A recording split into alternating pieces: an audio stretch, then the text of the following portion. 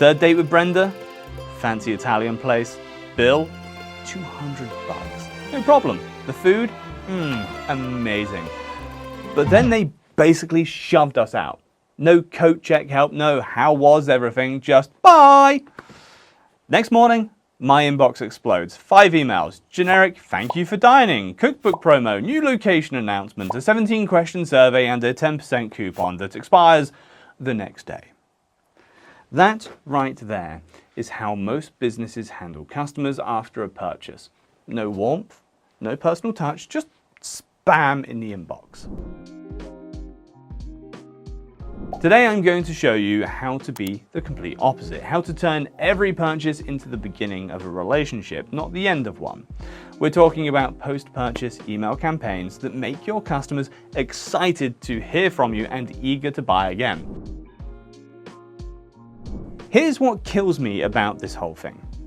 Imagine spending $100 to get a customer, maybe through ads, maybe content, maybe sales calls, and then letting them disappear forever. That's not imagination, that's reality for most businesses. Most businesses spend literally thousands getting someone to buy once, then completely drop the ball on what happens next. We're talking 5 to 25 times more money to get a new customer than keep an existing one. That's like paying $500 for something you could have for $20. Yet only 18% of companies focus on retention. That means 8 out of 10 businesses are literally ignoring their gold mine. Someone just pulled out their credit card and said, yeah, I trust you. That's huge. And then what? Radio silence, or worse, email bombardment with zero strategy. But here's the beautiful thing, post-purchase automation. When you nail this, you're literally printing money while you sleep. These emails get opened more than double any other type of email. We're talking 217% higher open rates. Why?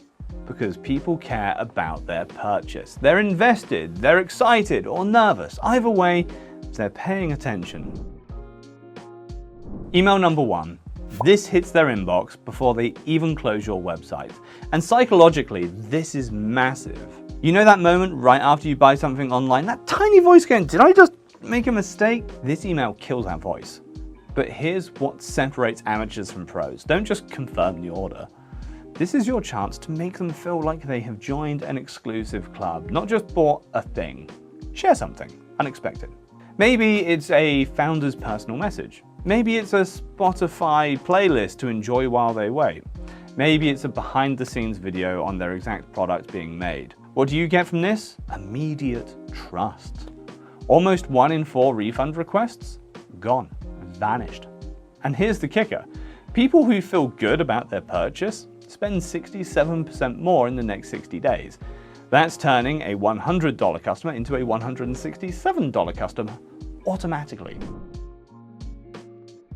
Email 2 goes out while they're still in that honeymoon phase, before the product even arrives.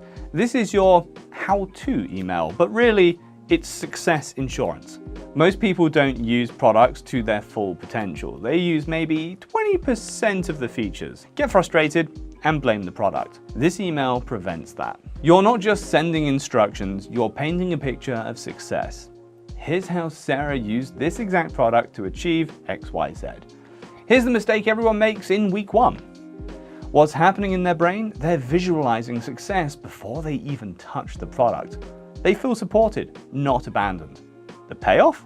Returns drop by more than 1/3. That's keeping 35 out of every 100 products that would have come back.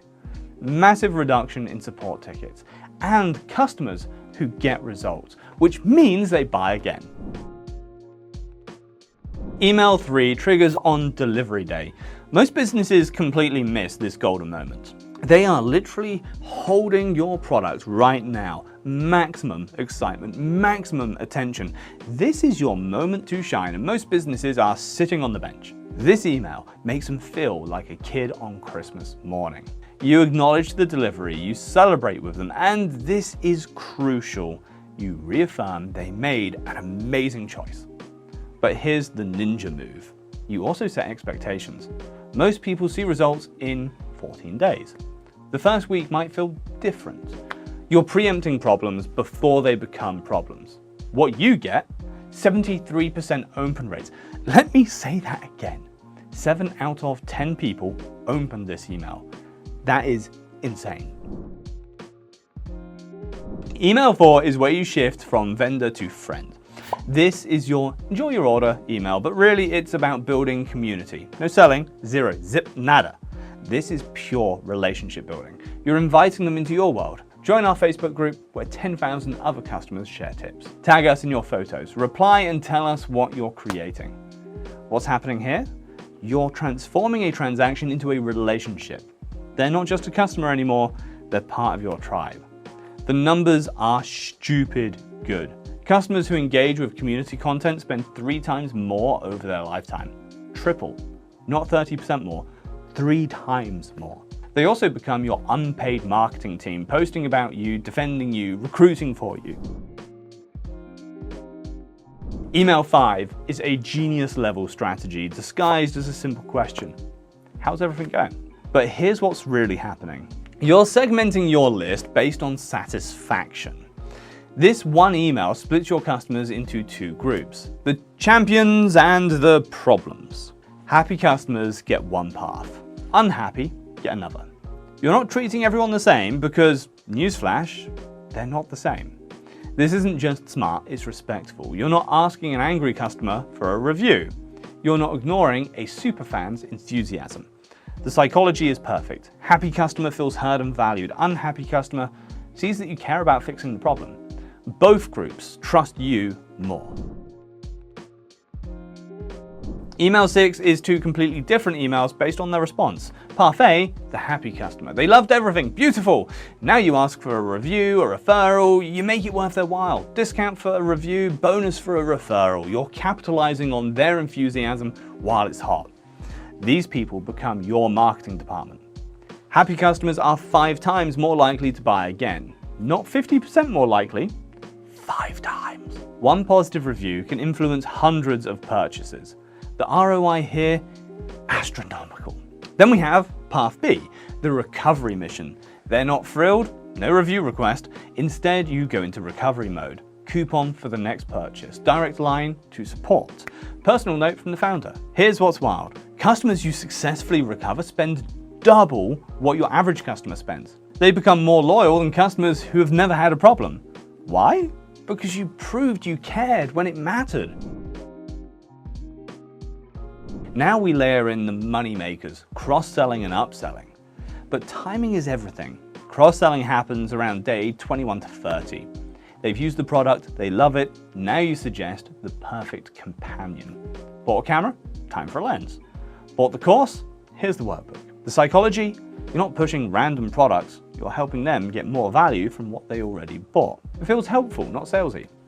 Cross-sells increase order value by 35%. That's turning your $100 order into $135 without any extra acquisition cost. Upselling waits until day 45 to 60. They need to love the basic version first. Then you show them what the premium version can do. But here's the key. You frame it as expanding their potential, not buying more. You're doing amazing with the standard version. What could you do with the pro features? Your customers just had dinner with your brand. Don't shove them out the door or bombard them with desperate texts. Give them the 5-star follow through that turns strangers into regulars. And look, if you only set up one email from this entire sequence, do the delivery celebration. 73% open rate, 42% higher lifetime value. You will thank me later. But what if your prospects leave right after putting the items in their cart, just before the checkout? Well, there's where the abandoned cart sequence comes into play. Check out our video on how to successfully recover lost sales. The link is going to be right about here. Until then, remember, automation isn't about removing the human touch, it's about scaling it. Happy emailing.